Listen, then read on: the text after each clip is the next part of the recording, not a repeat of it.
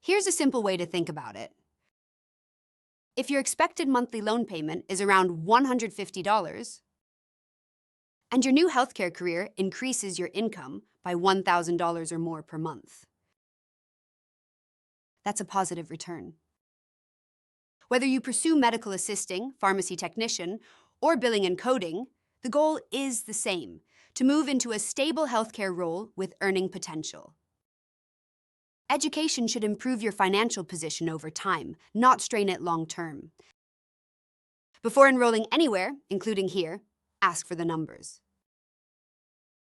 What is the full program cost? What financial aid might you qualify for?